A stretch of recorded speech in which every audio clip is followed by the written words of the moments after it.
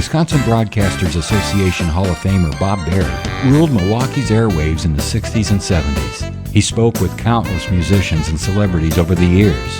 Bob collected remarkable recordings of these encounters, which he's now sharing with the public. Here's Bob.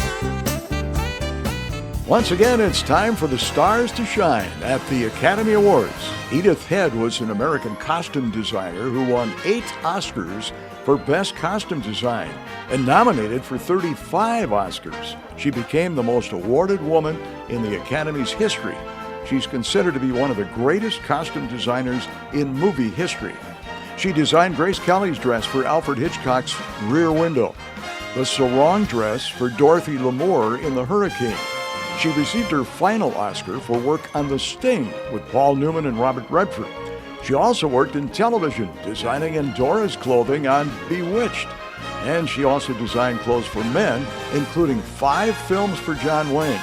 She did Steve Martin in Dead Men Don't Wear Plaid, and Elvis Presley in Blue Hawaii. Hello? Hello, Edith Head, please. This is she. Hello, Edith. Bob Berry. And how are you? Fine. How are you? Well, this time of the year, of course, Academy Award time, we always have to call the First Lady of Fashion. And how do things look for the Academy Awards this year? Are you up for any awards? No, I'm skipping this year. That's the first year in a long time, I'll tell you. Oh, as I say, there's sometimes you have pictures that you do not enter because you don't think they're as good as the other pictures. You have to be pretty honest about this sort of thing, you know. Well, I tell you, you've won a lot of awards. You've won 8 Right. Academy Awards, and that's doing all right. But you know, whether you are entered or not, anybody who works in the industry has this feeling of, you know, tremendous excitement because there's so many different points of view. You go to a party and everybody has a different opinion. They say, how can you vote for that when the other is so much better, all that sort of thing. Yeah, right. But you know, from my point of view, the fashion thing I think is very amusing because I think I possibly told you once before that in the past years we had rules. Everybody, all the women wore long evening gowns, and men wore white tie and tails, and it was terribly elegant. And we had a dress rehearsal, so we knew exactly what everybody was wearing. And now, it isn't to me, it isn't who's going to win the award, but who is going to wear what. That's right.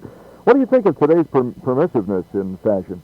Well, I have a feeling that today, you know, have you noticed in looking at the awards, you have one long shot of the star coming onto the stage, right? Right. Then the rest of it is usually played back at the podium. That's right. I have a feeling that you're going to have a feeling that most people haven't finished getting dressed. Because, as you know, the one most popular silhouette for women this year is the strapless look. And can I make a prophecy? All right. That most of the women will wear strapless dresses. All right, that'll be interesting to watch. Well, the whole point is it happens to be, and there's no question about it, a tremendously popular fashion, whether you happen to like it or not. It's not my favorite, by the way, but I just have a feeling you're going to see a succession of beautiful bare shoulders. Edith Head is the First Lady of Hollywood Fashion is on the air with us this morning. Did you have any problems with censors on... Yes. You know, we had something called censorship that was very, very strict. And we had a crash crew backstage. And if the actress would come out, do you know what cleavage is? Oh, I sure do. Anyhow, if the actress would come out with a rather low-cut dress, we would suddenly force her down stage, rush over and stick a flower in the cleavage or a bit of net or something of that sort.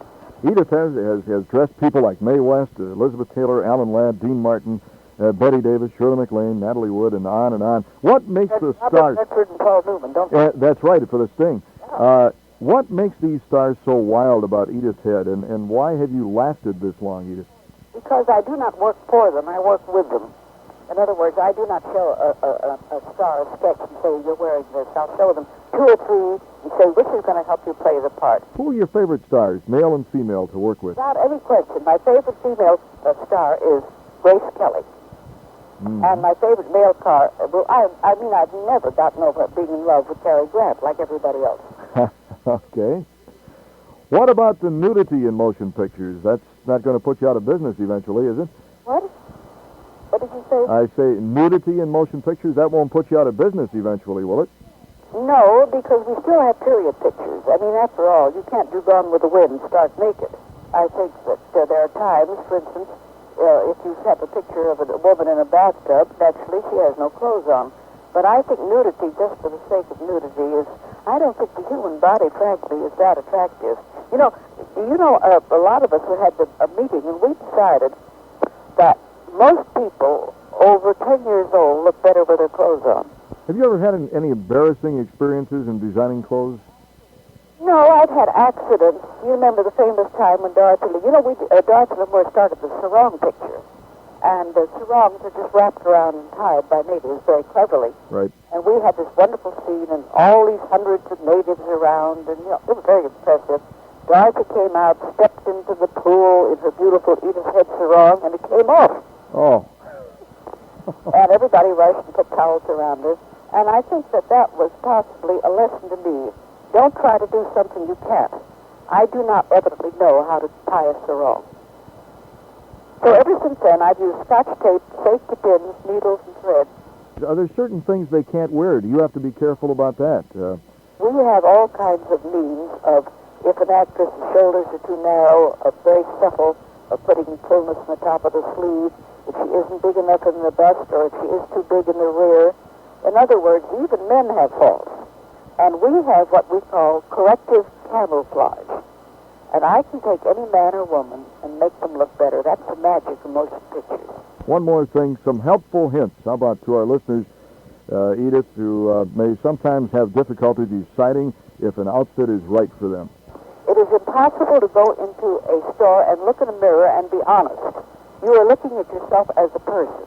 If you want to do an honest, say, am I fat, am I thin, you buy a paper bag and you put 2 holes in it. You know, but yes. I mean not plastic paper. Okay. And you put it over your head. Now you are a headless body. Now you're not looking at yourself as an individual. You're looking at yourself as a body, other than scrubbed by a paper bag. Once again, it's really been a pleasure talking to you, Edith, and thank you very much for your time. I'd love to talk to you. I hope we do it again next year. And you'll be in the audience for the Academy Awards, I imagine, huh? Absolutely, in a beautiful white dinner suit. Great. We'll look for you. Bye. Thank you. Bye-bye. Bob Berry. Thank you for listening to Bob Berry's Unearthed Interviews. Be sure to subscribe and rate our podcast on iTunes or wherever you find your podcasts. You can find all the episodes at WisconsinBroadcastingMuseum.org. Check out Bob Berry's book, Rock and Roll Radio Milwaukee. Book sale proceeds support Angels Kids Fund and Donate Life Wisconsin. The preceding program was made possible by a generous contribution from Terry Bond.